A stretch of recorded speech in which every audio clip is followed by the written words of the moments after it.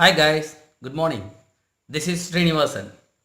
Today the topic we are going to discuss is irrigation and sources of irrigation. Don't skip our classes. End of the session, I gonna give you a cutie story, so listen carefully to our class.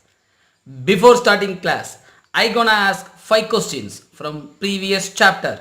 Just answer it through your comments. Question number 1. Soils are composed by dash.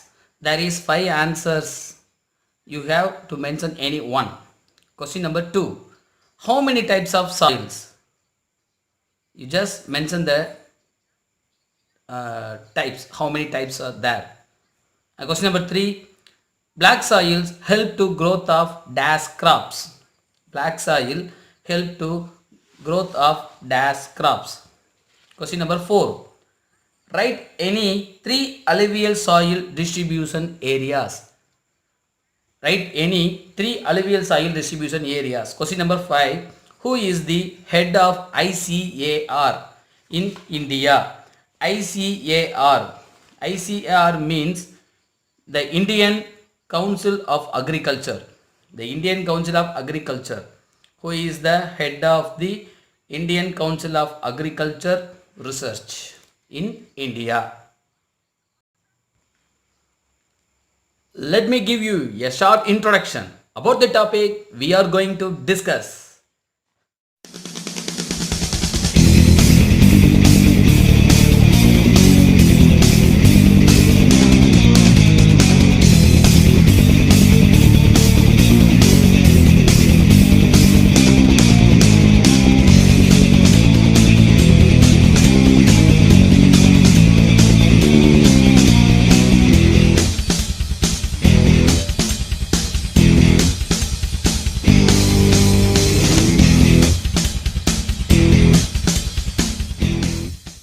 Introduction.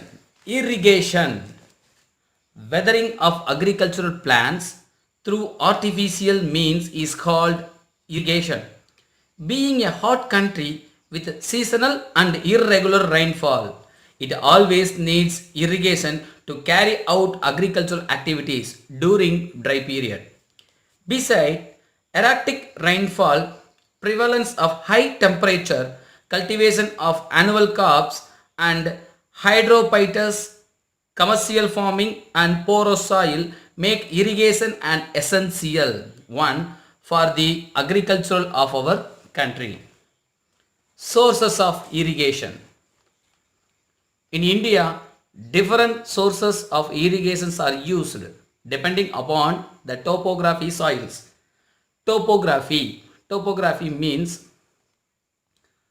பூகோள பரப்பு, அதாவது எந்த இடத்துல இருக்கு அப்படின்றத பத்தி படிக்கிறதா topography. இடவியல்புன்னு அர்த்தம். Topography, soils, rainfall, availability of surface or groundwater, nature of river, whether perennial or non-perennial. Perennial means வற்றாத ஜீவநதிகள். மழை பெய்தாலும் பெய்யாவிட்டாலும் இந்த ஆற்றில் நீர் ஓட்டம் இருந்து கொண்டே இருக்கும். It is called perennial river. Requirements of crops, etc.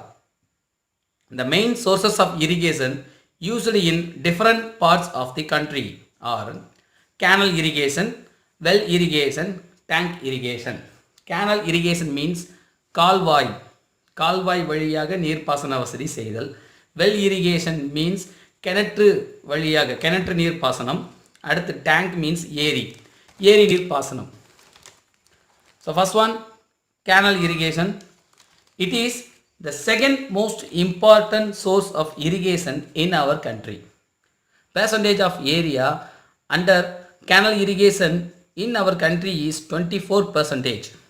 Canals are the effective source of irrigation in areas of low level relief, deep fertile soils, perennial source of water, and extensive command area. The canals are of two types. 1. Inundation canals. Inundation canal means வெள்ளப்பெருக்கு. வெள்ளப்பெருக்கு வரும்பொழுது இந்த பகுதியில் நீர் ஓட்டம் இருக்கும். So அதான் inundation canals.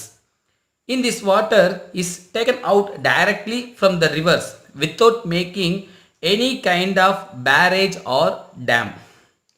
Such canals are useful for the diversion of flood water from the rivers and remain operational during rainy season. Next, perennial canal. Perennial means vatrada. These are developed from perennial rivers by constructing barrage to regulate the flow of water. In our country, most of the canals fall under this category. These canals are useful for irrigation. In India, the total area under canal irrigation is about 15.8 million hectares in 2014. About 60% of the canal irrigation area falls in the northern plains of India, particularly in Uttar Pradesh, Punjab, Haryana, Rajasthan and Bihar. In south and central India, Andhra Pradesh, Maharashtra, Karnataka, Madhya Pradesh, Chhattisgarh, Odisha and Tamil Nadu are the important states where canal irrigation is found. Next one, well irrigation. அன்பு குழந்தைகளுக்கு வணக்கம். நாம் இன்றைக்கி பார்க்க போகிற தலைப்பு நீர்ப்பாசனம். நீர்ப்பாசனம்ன்றது என்ன அப்படின்னாக்க, செயற்கை முறையில் மனிதனுடைய நடவடிக்கையினால் பயிர்களுக்கு தண்ணீரை கடத்தக்கூடிய முறைக்கு பேர் தான் நீர்ப்பாசனம். அதாவது இந்தியாவில் அதிக வெப்பத்தையும் சீரற்ற பருவகால மழைப்பொழிவையும் கொண்டிருப்பதால் வறண்ட காலங்களிலும் வேளாண் நடவடிக்கைகளை மேற்கொள்ள நீர்ப்பாசனம் அத்தியாவசியமாக உள்ளது. இது மட்டும் இல்லாமல் அதிக வெப்பநிலை, வருடம் முழுவதும் பயிர் சாகுபடி, அதே நேரத்தில் அதிக நீர் தேவையுள்ள பயிர் சாகுபடி, வணிக வேளாண்மை மற்றும் மண்ணின் நீர் புகும் தன்மை, இது எல்லாமே வேளாண் நாடான இந்தியாவுக்கு நீர்ப்பாசனம்ன்றது ரொம்ப முக்கியமான ஒரு காரணத்தில் கொண்டு போய் வைக்கின்றது. இந்த நீர்ப்பாசனத்துக்கான ஆதாரங்கள், அதாவது எங்கேருந்து நமக்கு இந்த நீர்ப்பாசனம் சோர்சஸ் வருது, நம்ம தண்ணியை எப்படி கடத்துகிறோம் அப்படின்றத பார்க்கலாம். நிலத்தோற்றம், மண், மழைப்பொழிவு, நிலநீர் மற்றும் நிலத்தடி நீர் இருப்பு, ஆற்றின் இயல்பு, பயிர்களின் தேவைகள் போன்றவற்றின் அடிப்படையில் பல்வேறு வகையான நீர்ப்பாசன வகைகள் பயன்பாட்டில் உள்ளன. ஸோ அதில் ஃபஸ்ட்டு பார்த்தோன்னாக்கா கால்வாய் நீர்ப்பாசனம், ரெண்டாவது கிணற்று நீர்ப்பாசனம், மூன்றாவது ஏரி நீர்ப்பாசனம். ஸோ 3 வகையாக நீர்ப்பாசன வசதிகளை பிரிச்சிருக்காங்க. இதில் கால்வாய் பாசனம் ஃபஸ்ட்டு. அந்த கால்வாய் பாசனத்தில் இந்தியாவின் 2வது மற்றும் முக்கியமான நீர்ப்பாசனம் ஆதாரமாக விளங்கக்கூடியது இந்த கால்வாய் பாசன முறை. அதாவது மொத்த பாசன பரப்பில் 24% நம்ம கால்வாய் பாசனம் தான் உபயோகப்படுத்திட்டு இருக்கிறோம். என்ன அப்படின்னா, தாழ்வான மற்றும் சமமான நிலப்பகுதி, பருமன் மிகுந்த வளமான மண், வற்றாத நீர் மூலங்கள் மற்றும் அதிக நீர்பிடிப்பு கொண்ட பகுதிகளில் கால்வாய் பாசனம் முக்கிய ஆதாரமாக உள்ளது. இந்த கால்வாய் பாசனத்தில் 2 வகையாக பிரிக்கிறாங்க. ஒன்று வெள்ளப்பெருக்கு கால்வாய். அதாவது இந்த வகை கால்வாய்களில் ஆற்றிலிருந்து நேரடியாக எந்தவித தடுப்பு அணைகளும் இருக்காது. தண்ணீர் கால்வாய் மூலம் நேரடியாக எடுக்கப்படும். இது மட்டும் இல்லாமல் இவ்வகை கால்வாய்கள் வெள்ளக்காலங்களில் தண்ணீரை திசை திருப்ப பயன்படுவதோடு மழைக்காலங்களில் மட்டும் பயன்பாட்டில் இருக்கும். ஸோ அதனால தான் வெள்ளப்பெருக்கு கால்வாய். இந்த பக்கம் அடுத்து இன்னொரு பக்கம் பார்த்தோன்னா வற்றாத கால்வாய்.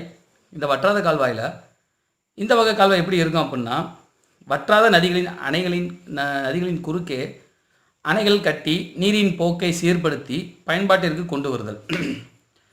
அதுக்கப்புறம் பார்த்தா நம் நாட்டில் பெரும்பாலான கால்வாய்கள் இந்த பிரிவின் கீழே தான் இருக்குது. இந்த வகை கால்வாய்கள் நீர்ப்பாசனத்துக்கு பயனுள்ளதாக இருக்கா அப்படின்னு கேட்டாங்க, ஆமாம். 2014 பார்த்தோம் அப்படின்னாக்க அந்த கணக்கெடுப்பின்படி இந்தியாவில் மட்டும் ஏறக்குறைய 15.8 மில்லியன் ஹெக்டேர் நிலங்கள் கால்வாய் பாசன வசதியை பெற்றுள்ளன. இதில் இந்த வற்றாத கால்வாய் மூலமாக பெறக்கூடிய பாசன வசதி. அதாவது 60% வட இந்திய பெரும் சமவெளியில் காணப்படுகின்றது. 100% பிரித்தோம் அப்படின்னா அதில் 60% வட இந்தியாவில் மட்டும்தான். ஏன்னா அங்கே தான் கங்கையும் பிரம்மபுத்திர சமவெளிகள் இருக்குது. இது முக்கியமான சமவெளியாக கருதப்படுகின்றது. இதன் பிறகு முக்கியமாக எது அப்படின்னாக்க உத்தரப்பிரதேசம், பஞ்சாப், ஹரியானா, ராஜஸ்தான் மற்றும் பீகார் ஆகிய மாநிலங்களில் இவை அதிகமாக உள்ளது. அதுதான் கவனிக்கணும். இதுக்கப்புறம் மேலும் இந்த சவுத் சைடு தென்பக்கம் பார்த்தோம் அப்படின்னாக்கா மத்திய இந்தியா, ஆந்திர பிரதேசம், சத்தீஸ்கர், ஒடிசா மற்றும் தமிழ்நாடு இந்த பகுதியிலேயும் கால்வாய் பாசனங்கள் அதிகமாக காணப்படுகின்றன.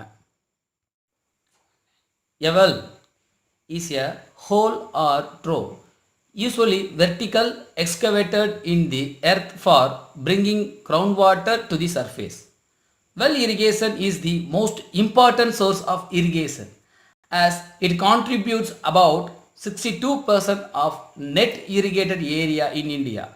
It is a cheap, dependable and popular source of irrigation in the country. Well irrigation is unavoidable in the region of low rainfall and becomes an essential one where the canals and tank irrigations are not available. Wells are of two types: open wells and tube wells. Open wells means திறந்த வெளி, ஓப்பனாக இருக்கும். Tube Wells means ஆழ்துளை, ரொம்ப ஆழத்தில் போய் நம்ம வீட்டு போர் போட்டிருக்கோம் பாருங்க, அதெல்லாம் டியூப் வெல்ஸ் டைப்பு. அடுத்து first one open wells. This type of irrigation is widely practiced in the areas where groundwater is sufficiently available. The areas are in Ganga Plains, the deltatic regions of Mahanadi, Godavari, Krishna, Kaveri and parts of Narmada and Tapti valleys. Tube wells. Tube wells are developed in the areas of low water table, sufficient power supply and soft subsurface geological units. Subsurface means மென்மையான பாறைகளை கொண்ட பகுதிகள். Tube wells are predominant in the states of Gujarat, Maharashtra, Punjab, Madhya Pradesh and Tamil Nadu.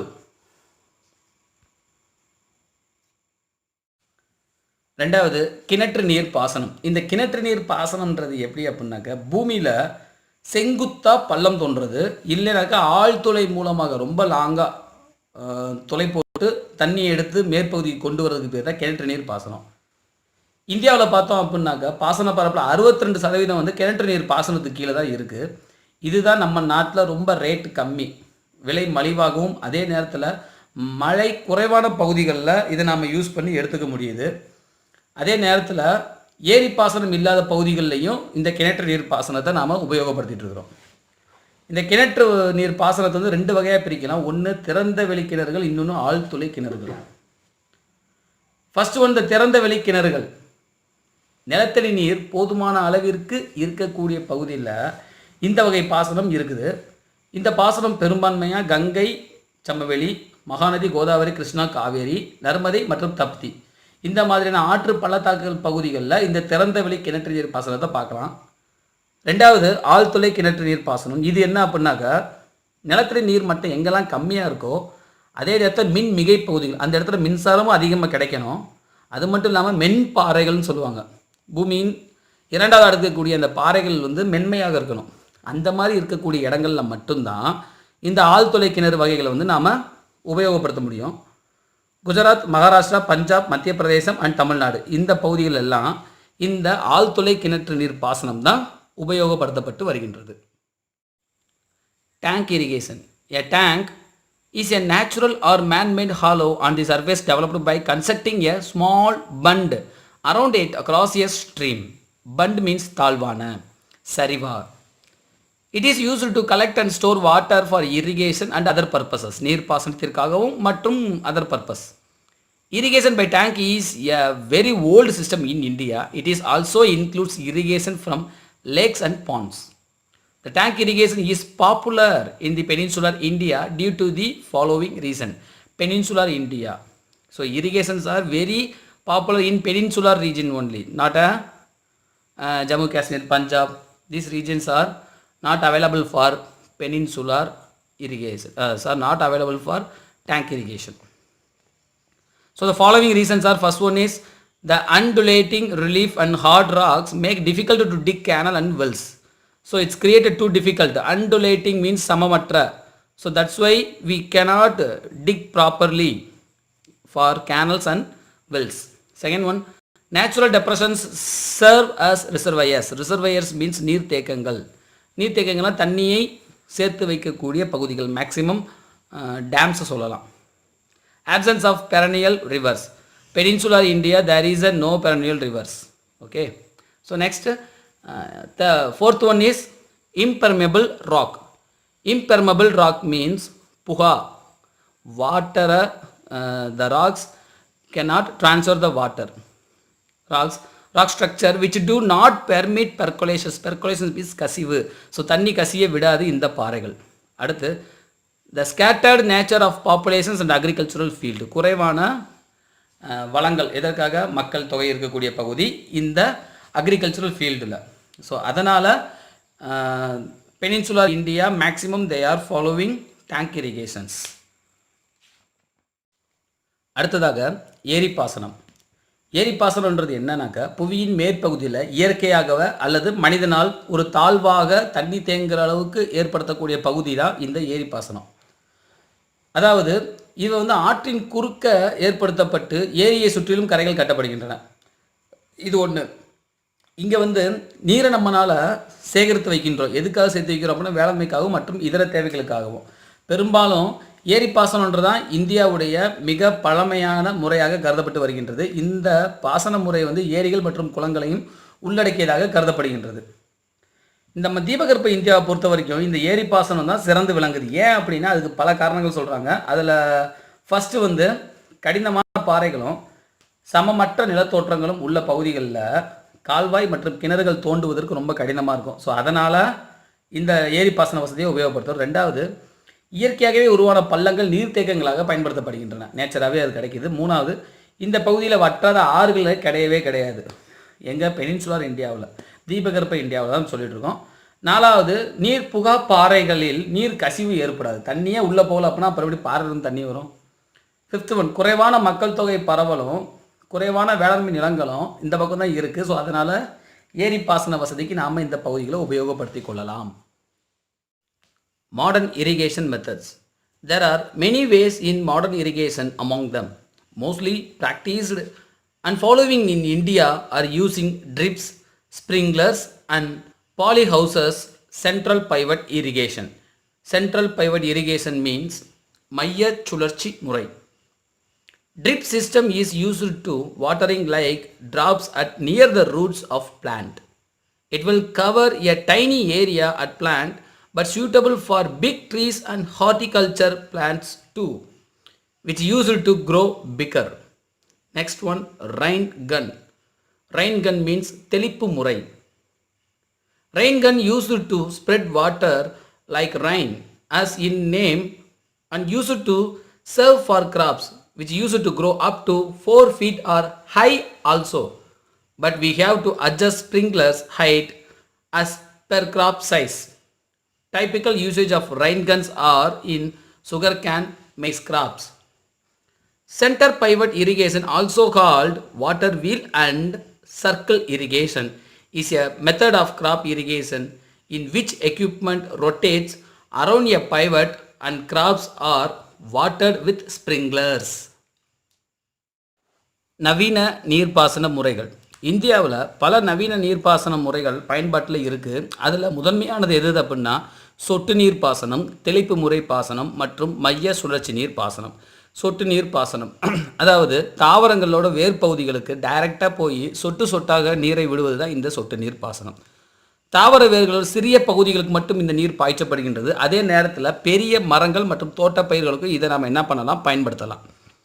ரெண்டாவது, தெளிப்பு நீர் பாசன முறை. அதாவது தெளிப்பு பாசனம் அப்படின்றது என்ன அப்படின்னா பெயருக்கேற்றவாறு மழைப்பொழிவை மாதிரியே பயிர்களுக்கு நீர் துளிகளை தெளிக்கிறது தான் இந்த தெளிப்பு நீர் பாசனம். தெளிப்பான் பயிர்களின் உயரத்திற்கு ஏற்ற மாதிரி நாம் 4 மீட்டருக்கு அதிகமான உயரம் வரைக்கும் நாம் இதை பயன்படுத்தலாம். குறிப்பாக கரும்பு மற்றும் சோளப்பயிர்களுக்கும் இவ்வகை பாசனம் பயன்படுத்தப்படுகின்றது. அடுத்து மைய சுழற்சி நீர்ப்பாசன முறை.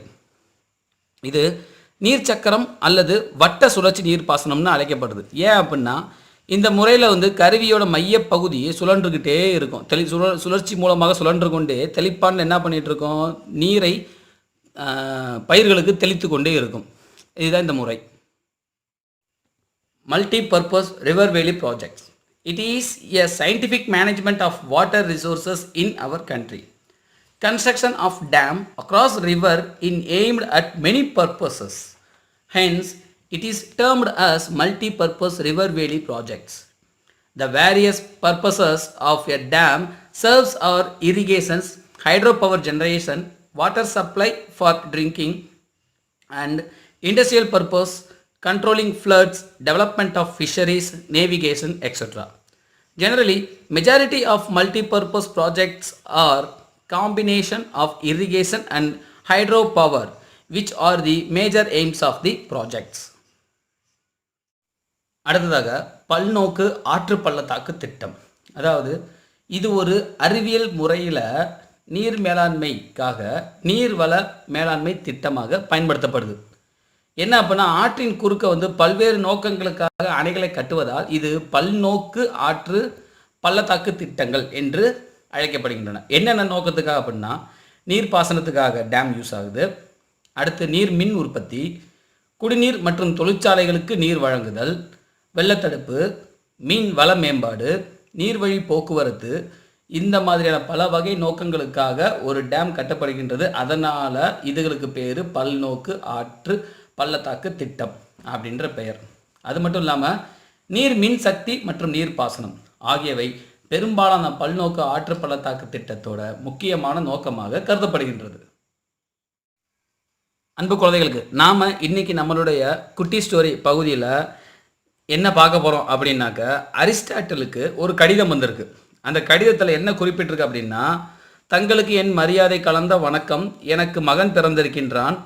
மகன் பிறந்ததற்காக நான் மகிழ்ச்சி அடைவதை விட தாங்கள் எங்கள் மத்தியில் வாழும் பொழுது அவன் பிறந்ததற்காக இறைவனுக்கு நான் நன்றி சொல்ல வேண்டும். உங்களிடம் அவன் மாணவனாக சேர்ந்து கற்று தேர்ந்தால்தான் அரியணையில் அமருவதற்கான முழு தகுதியை அவன் பெறுவான் என்பது என் நம்பிக்கை. தாங்கள் மனமுவந்து என் ராஜ்யத்திற்கு வருகை தர வேண்டும். இப்படி கடிதத்தை எழுதினவர் யாரும் கிடையாது, மாசிடோனியாவின் மன்னர் பிலிப்.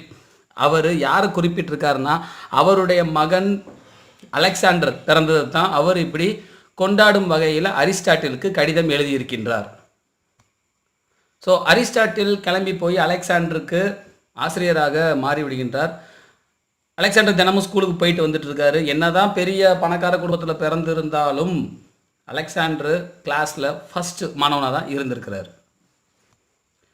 ஒரு நாள் கிளாஸ் எடுத்துகிட்டு இருக்கும்போது அரிஸ்டாட்டில் மாணவர்களை பார்த்து ஒரு கேள்வி என்ன அப்படின்னா, சந்தர்ப்ப சூழ்நிலை காரணமாக நீங்கள் மன்னராகி அரியணையில் அமர நேர்ந்தால் எப்படி ஆட்சி செய்வீர்கள் என்று அரிஸ்டாட்டில் கேட்க, எல்லா மாணவர்களும் என்ன சொல்லியிருக்காங்க அப்படின்னா, பிரச்சனைகள் ஏற்படும் போதெல்லாம் எங்களது ஆசிரியரான உங்களின் அறிவுரை நாங்கள் கேட்போம். ஏதாவது பிரச்சனை வந்துச்சு அப்படின்னா, டீச்சர் நீங்கள் தானே எங்களுக்கு சொல்லிக் கொடுத்தீங்க, உங்களுக்கு தானே எல்லாம் தெரியும், நீங்கள் தான் எங்களுக்கு சொல்லித்தரணும் அப்படின்னு எல்லா மாணவர்களும் பதில் சொல்லியிருக்காங்க. பட் அலெக்சாண்டர் மட்டும் என்ன சொல்லியிருக்காருனாக்க, அப்படிலாம் சொல்ல முடியாது, நாளைக்கு நான் எப்படி செயல்படுவேன் என்பது அப்போதைய சூழ்நிலையை பொறுத்து தான் தெரியும், நாட்டின் தேவைக்கேற்ப சிந்தித்து முடிவெடுப்பேன் அப்படின்னு அலெக்சாண்டர் சொல்லியிருக்காரு. அது மட்டும் கிடையாது, அதற்கான அறிவுத்திறனை தாங்கள் எனக்கு அளித்தாகிவிட்டது என்று பதில் சொல்லியிருக்கிறார். ஸோ ஆசிரியர்கள் மாணவர்களுக்கு அறிவினை தரத்தான் முடியும். அந்த அறிவினை எந்த வகையில் உபயோகப்படுத்திக் கொள்வது என்பது அந்த மாணாக்கரின் தகுதியை மட்டுமே சாரும், தகுதியை பொறுத்து தான் அமையும். ஸோ டீச்சர்ஸ் உங்களுக்கு என்ன தான் உங்களுக்கு சொல்லிக் கொடுத்தாலும், உங்களுடைய நாலேஜை நீங்கள் இம்ப்ரூவ் பண்ணிக்கிட்டாலும், அந்த அறிவை நீங்கள் எந்த இடத்துல எப்படி உபயோகப்படுத்திக்கிறீங்க அப்படின்றது உங்களது சூழ்நிலையை பொறுத்தும் அதே நேரத்தில் உங்களுடைய மனதைரியத்தை பொறுத்தும் தான் அமையும். ஸோ அலெக்சாண்டர் பெரிய பேரரசராகி உலக கேப்சர் பண்ணுறதுக்கு பல பகுதிகளுக்கு போயிட்டாலும் தன்னுடைய ஆசிரியரை அவர் மறக்கவே கிடையாது. தன்னுடைய ஆசிரியர் இதில் அது என்னது ஆராய்ச்சியில் ஈடுபட்டிருப்பார். பயாலஜி சம்மந்தமான ஆராய்ச்சியில் ஈடுபட்டிருக்கும் பொழுது அவருக்கு தேவையான பறவைகள், மீன்கள், எல்லா உயிரினங்களையும் அவர் கொடுத்து அனுப்பியிருந்திருப்பார். அது மட்டும் இல்லாமல் ஆசிரியருக்கு ஹெல்ப் பண்ணுறதுக்காக 1000 பணியாளர்களை அனுப்பி வச்சுருந்துருப்பார். இந்த மாதிரி கடைசி வரைக்கும் தன்னுடைய ஆசிரியருக்கு விசுவாசமாக இருந்தவர் தான் அலெக்சாண்டர். அது மட்டும் கிடையாது, என் பிறப்பிற்காக என் தந்தைக்கு நான் நன்றி சொல்வேன், சிறந்த மனிதனாக நான் வளர்ந்ததற்கு அரிஸ்டாட்டிலுக்கு தான் கடமைப்பட்டிருக்கின்றேன் அப்படின்னு அலெக்சாண்டரை தன்னுடைய குறிப்புகளில் குறித்து வச்சிருந்திருக்கிறாரு. என்னதான் இருந்தாலும் அலெக்சாண்டர் இறந்ததுக்கு அப்புறம் அலெக்சாண்டருடைய ஆசிரியர் அரிஸ்டாட்டில் என்கின்ற ஒரே காரணத்திற்காக பல நாடுகளில் இருந்து அரிஸ்டாட்டில் விரட்டி அடிக்கப்பட்டிருந்திருக்கின்றார் என்பதுதான் கருப்பு வரலாறு. Okay guys, let's recall from the beginning by your own. Thank you guys. Our lesson came to an end. I will meet you on following videos. Give your valuable feedback and share this video to your friends. If you need further video from history, subscribe to Kutti Varalaru. Love you all. Bye bye from Srinivasan.